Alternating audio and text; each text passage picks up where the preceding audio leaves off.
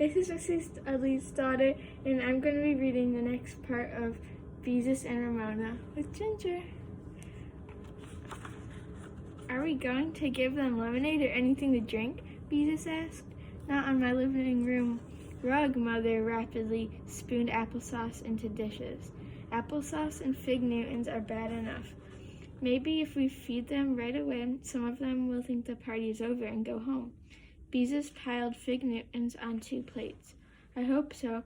This many small children in the house on a rainy day is too much. The parade stamped across the attic floor again, and Mother had to raise her voice to make herself heard.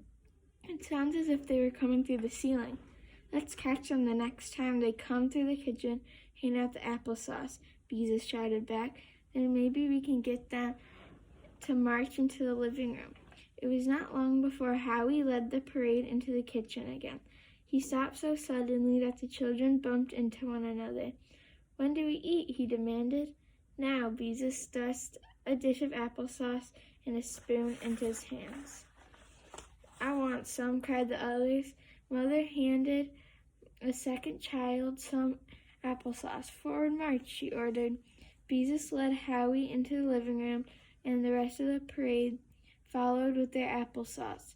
You sit here, she said to Howie, pointing to a place on the sheet. She was relieved to see the others seat themselves around the edge of the sheet. Quickly she handed around paper napkins. I want one with witches on it, demanded a boy who had a Valentine napkin. I want one with hearts on it, wailed a girl who had a Halloween napkin. Beezus hastily counted the napkins. Yes, there were enough to eat of each kind to go around.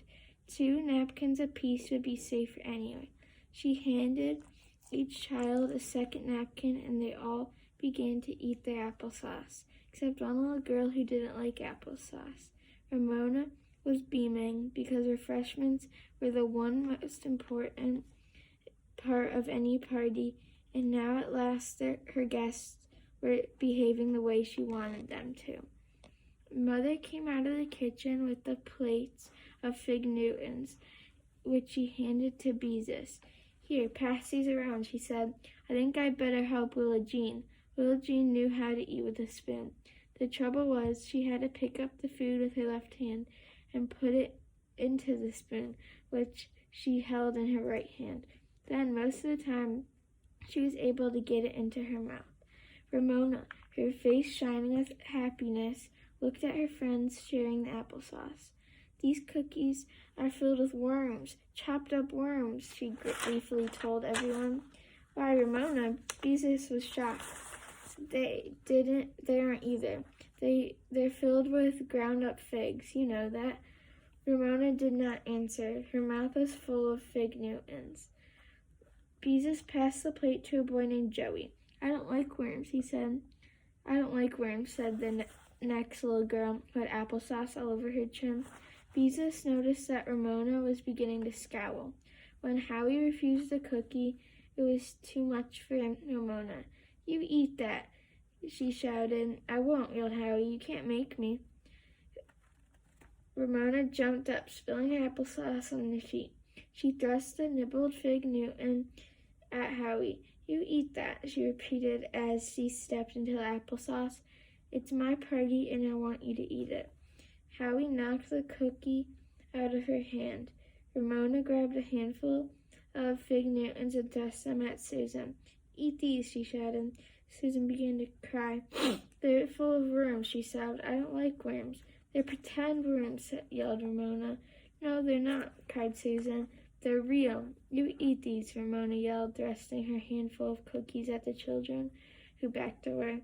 Ramona stomped her feet and screamed. Then she threw the fig Newtons at her guests as hard as she could. My mother wouldn't let me eat worms, shouted a little boy. Ramona threw herself on the floor and kicked. Ramona, stop that. Mother appeared from the kitchen with Willa Jean balanced on one hip. She grabbed Ramona by one arm and tried to drag her to her feet, but Ramona's legs were like rubber. All right, Howie, forward march, Beezus ordered, hoping to draw attention from Ramona. No one moved. It It was much more fun to see what was going to happen to Ramona. "This is my party. They're supposed to eat their refreshments," Ramona howled, banging her heels on the floor. "Ramona, you're acting like a 2-year-old. You go to your room and close the door until you can behave yourself," said Mother quietly. Ramona kicked harder to show that she was not going to kick unless she felt like it. "Ramona," said Mother even more quietly, "don't make me count to 10. Gasping with sobs, Ramona got up from the floor and ran into the bedroom, where she slammed the door as hard as she could.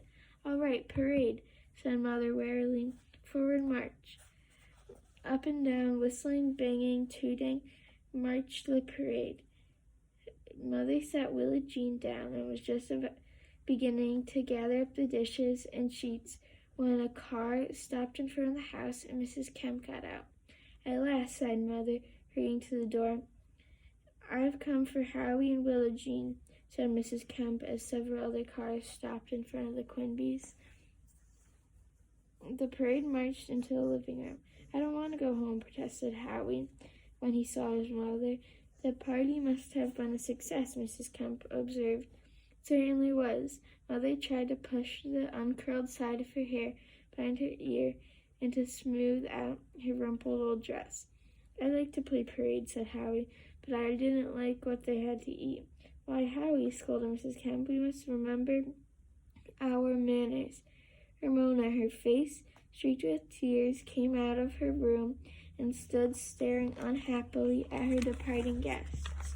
When the last child had struggled into his boots, he looked tearfully at her mother. "I'm behaving myself now," she said meekly. Mother dropped wearily into a chair. "Ramona, if you wanted a party, why didn't you ask me to have one?" "'Cause when I ask, you don't let me do things," exclaimed Ramona, sniffing. Beezus couldn't help feeling there was some truth in Ramona's remark. She had often felt that way herself, especially when she was younger.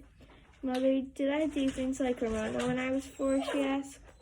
"You did some of the things Ramona does now," said Mother thoughtfully, "but you were really very different. You were quieter, for one thing."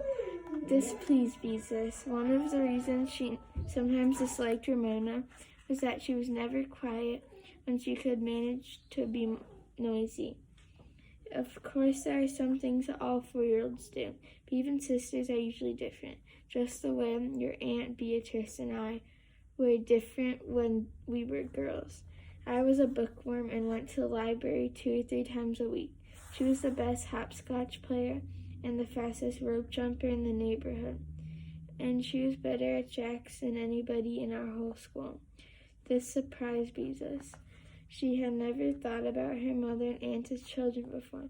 She tried to picture a school teacher aunt jumping rope and found to her surprise it was not very hard to do. Of course, Mother and Aunt Beatrice must have been different when they were girls, because they were so different now that they were grown up. And she was glad they were different. She loved them both. "Did I have tantrums too?" Beezus asked. "Once in a while," said Mother. "I always dreaded cutting your fingernails because you kicked and screamed." Beezus could not help feeling silly. Imagine having a tantrum over a little thing like having her fingernails cut. Then Ramona spoke up. "I don't cry when you cut my fingernails," she said. "Yes, but you scream when you have your hair washed." Beezus could not help reminding her. "Ramona," said Mother, "you were a very naughty girl this afternoon. What are we going to do with you?" Ramona stopped sniffling and looked interested. "Lock me in a closet for a million years," she suggested cheerfully. Mother and Beezus exchanged glances. How quickly Ramona recovered. "Make me sleep outdoors in the rain?" Obviously, Ramona was enjoying herself. "Not let me have anything to eat but carrots?" Mother laughed and looked at Beezus. "I'm afraid all we can do is wait for her to grow up," she said, and when Mother said "we" like that, Beezus almost felt sorry for Ramona, because she would have to wait such a long time to be grown up. Sad.